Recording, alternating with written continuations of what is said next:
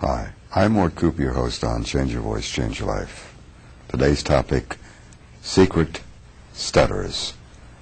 Secret stutterers. Have you ever met somebody who did stutter? Nearly everybody has. People who stutter have a very severe fear of talking. They can talk with some people and not with others. They can talk in variable situations, but it's not consistent. The problem, of course, is that if you are a stutterer, you know it's a hell to bear. It is said that stuttering is essentially incurable. That may be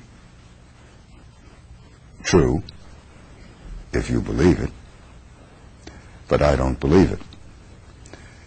I was the director of the Adult Stutterers group at Stanford University some years ago, and I had the opportunity to work with a number of stutterers who had variable symptoms. Some blinked their eyes like that, and others their lips, and some salivated, some expectorated when they talked. It was not a pretty picture, but it was a situation which I enjoyed working within, because I was of the view then, this is some years ago, that stuttering is curable. I had the opportunity to work with one of the outstanding people in the field, Dean Williams, who was a protege of a gentleman by the name of Wendell Johnson. Wendell Johnson has been in the news across the country lately because a study in about 1939, which he did at the University of Iowa, resulted in some problems with those who were involved in the study.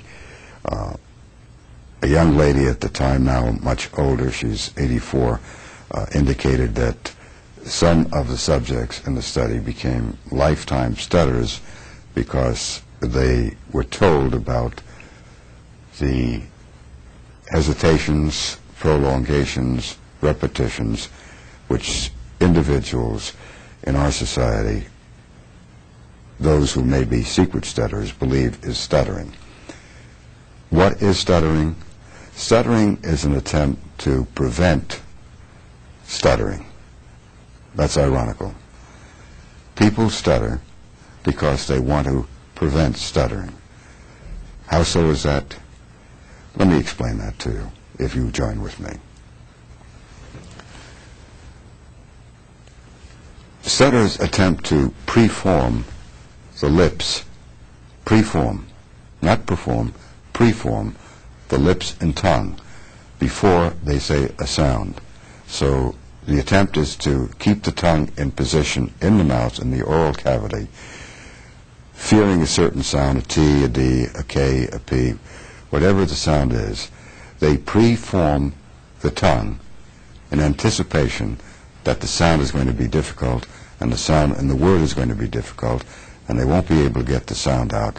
So they anticipate that difficulty by preforming the tongue and the lips to say the sound maybe 5 or 10 or 15 seconds before they get to that sound. All the while they have in their head a teleprompter telling them that that sound is going to appear in their speech, and they want to avoid it, or they may well avoid the sound and say what they don't intend because they don't want to make an error and commit themselves to being a stutterer.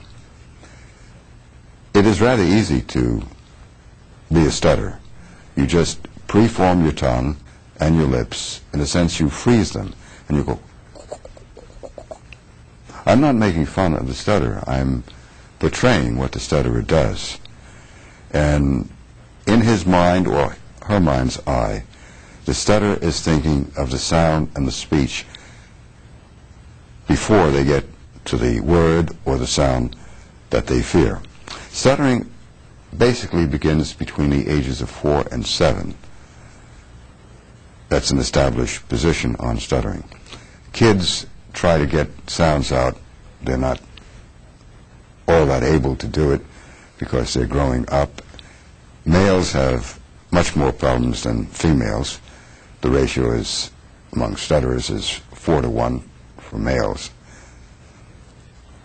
The reason for that is, I believe, that males or kids are more gross than females. But you can become a stutterer regardless of whether you are a male or a female. And my experience with stuttering is that it is, as Wendell Johnson said, in the ears and the mind rather than the reality.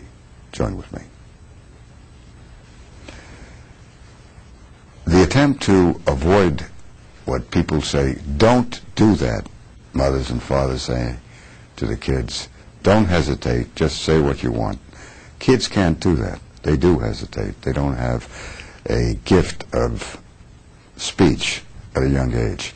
They become, in a sense, emotionally traumatized by not being able to get their sound out, their words out, and their speech out easily.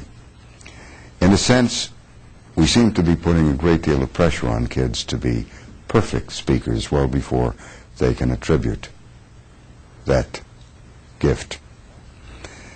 So Johnson was of the view to see in his study if you can direct stutterers to, in a sense, become traumatized by hesitations, prolongations, and repetitions.